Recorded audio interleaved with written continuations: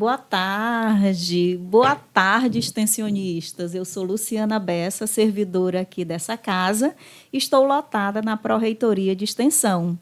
E hoje nós estamos aqui em mais um episódio do nosso Pod Extensão, 14º episódio do nosso podcast. E hoje nós temos uma convidada, além de linda, ultra mega especial, que veio falar aqui de um projeto que eu li e fiquei apaixonada.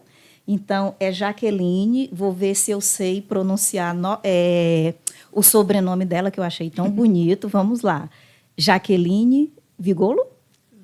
Vigolo. Olha só, Jaqueline Vigolo.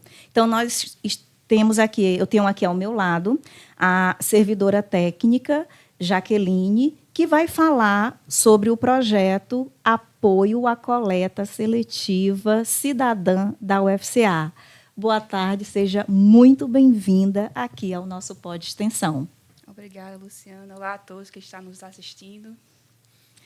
Bom, a gente tem uma pergunta, antes de você falar aqui sobre o projeto, explicar o que é o projeto, qual é o objetivo, né, quando ele foi cadastrado, possíveis resultados, porque o objetivo, vocês sabem, do Pod Extensão é que a gente conheça um pouquinho mais sobre cada um dos projetos aqui da Pró-Reitoria de Extensão. Então, tem uma pergunta que todo mundo que vem aqui tem que passar por ela. É logo a primeira, porque a gente gosta assim de emoção. Jaqueline, Pod Extensão?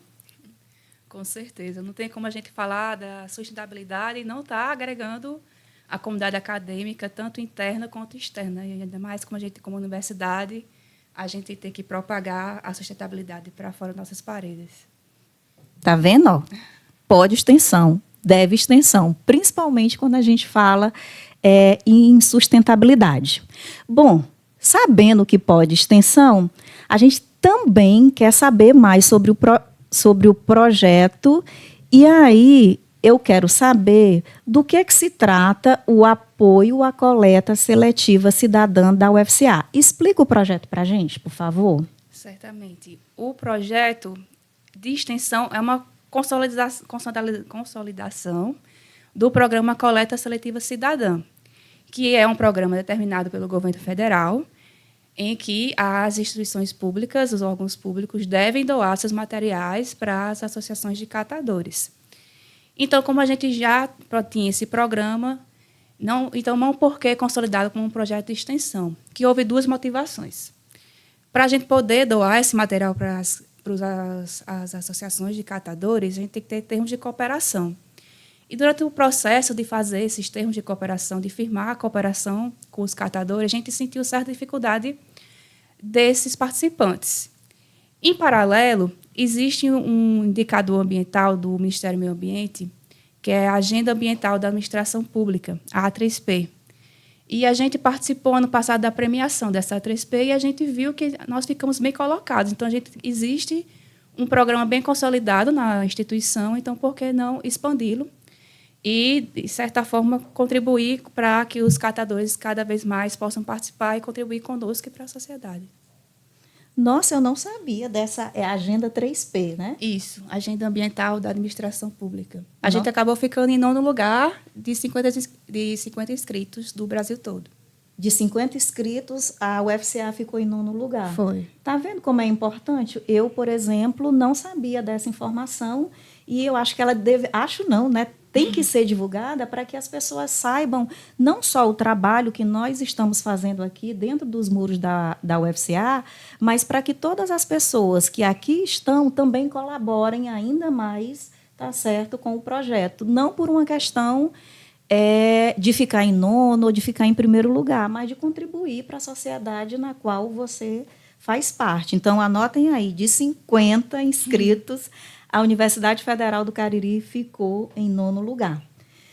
Bom, e há quanto tempo existe o apoio à coleta seletiva cidadã aqui da UFCA? Assim, qual é o objetivo? Eu acho que já respondeu, mas enfatiza aí, por favor.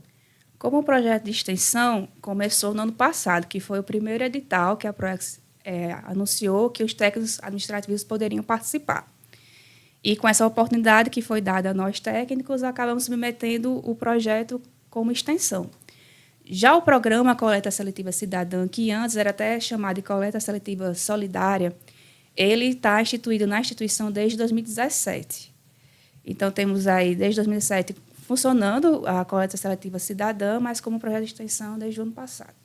Nossa. Na verdade, iniciando esse ano, né? Porque o edital do ano passado, as atividades começam esse ano.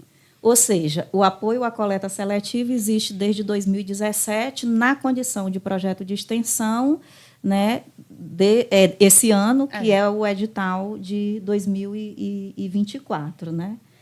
Bom, e aí, então, não sei, mas eu acho que já deve ter alguns resultados, né, se a gente contar o ano de 2017, porque agora, como a gente está no mês de julho, né, o podcast vai ao ar, lembrando que é na primeira segunda-feira de cada mês, então, segunda-feira, às 17 horas, né, esse programa já vai ao ar, tanto no Spotify como no YouTube. Então, tem alguns resultados que você já pode compartilhar conosco, não tem? Tem sim, vou até pegar a minha colinha aqui.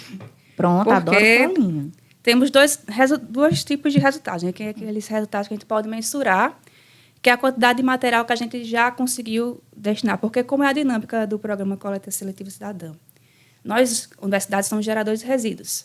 Existem os materiais recicláveis, que nós fazemos a separação com nossas lixeiras de coleta seletiva, que são destinados para um abrigo de recicláveis, e aí a gente chama a associação para pegar esses materiais.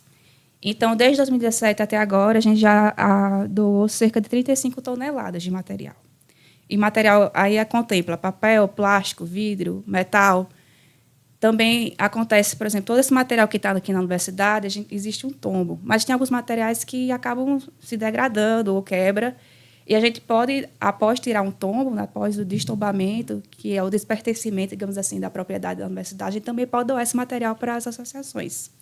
E aí toda essa dinâmica já chegou a essa quantidade. E a gente tem uma estimativa que a gente doa esse material para eles, para as associações, e eles vendem. E nossa estimativa é que já gerou uma renda de mais de R$50 mil para as associações. E esse é o resultado que a gente consegue mensurar. Mas existe outro resultado que a gente não consegue mensurar, que é o fortalecimento das associações de catadores. Eles são reconhecidos na nossa cadeia de destinação de materiais recicláveis. A gente também os traz para a universidade, por exemplo, a gente teve que elaborar o plano de gerenciamento de resíduos sólidos do campus Juazeiro do Norte.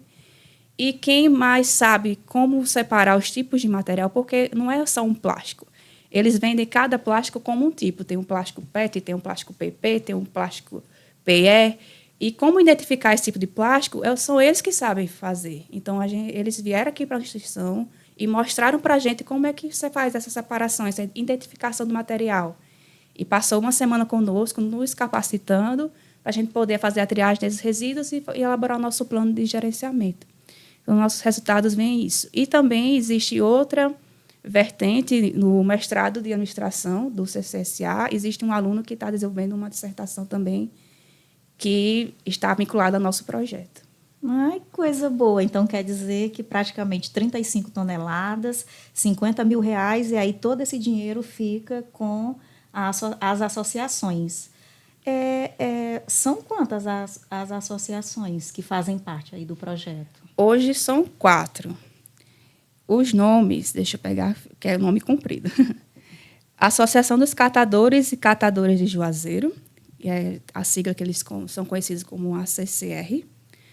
Associação dos Agentes Recicladores de Crato, que é AARC. Associação Engenho do Lixo e a Associação Cariri Ambiental.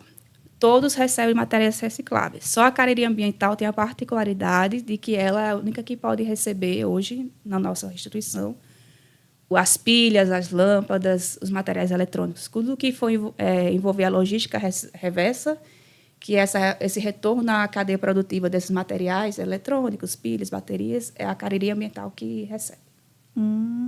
Então, são 4 associações, então, seja Crato e também tem a questão de Juazeiro. Eu não sei, mas assim, tem atividades que vocês fazem mensalmente, atividades contínuas para que o projeto, né, esteja vivo? Assim, como é que são essas atividades? recolhe todo esse material, aí vocês chamam os catadores, como é que faz essas atividades? É sob demanda, porque não é qualquer quantidade que a associação pode vir, porque eles também têm o custo envolvido. Alguns alugam o transporte, o veículo para buscar, e eles pagam a gasolina. Então, tem que ter um montante suficiente para eles virem, para justificar esse custo que eles têm, que é todos deles, né? A universidade não tem custo nesse aspecto. Então, a gente possui um abrigo que armazena esse material por um tempo, e aí, quando chega uma certa quantidade, a gente entra em contato com a associação, tem essa quantidade, vocês podem vir buscar? Sim, podemos. Então, a dinâmica é sob demanda, digamos assim. E aí, cada campus tem sua rotina, né? A do Juazeiro é o que mais gera, do Crato é a segunda, do Brejo Santo lá não tem associação que está apta para recolher, porque esse programa Coleta Seletiva Cidadã, ele é normatizado por um decreto. E lá diz que as associações só que eles têm que ter CNPJ, tem que ter licença ambiental, tem que comprovar que rateiam o material. Então, eles têm que cumprir essas condicionantes para poder fazer o termo de cooperação conosco. E acá, por exemplo, no Brejo Santo não tem associação que atenda, né? Então, por isso que temos a associação de Juazeiro e do Crato. De Barbalha também não conseguimos, a licença ambiental não estava em vigor. E aí foi esse um dos motivos também de fazer esse projeto de extensão, para a gente entender como é que nós, como universidade, podemos contribuir com associações para que elas consigam ajudar a gente e também, de certa forma, tentar entrar em contato com o município, porque eles têm que fortalecer, né, as atividades das associações. Mas hoje o que a gente consegue assim, desempenhar realmente é essa destinação dos materiais recicláveis.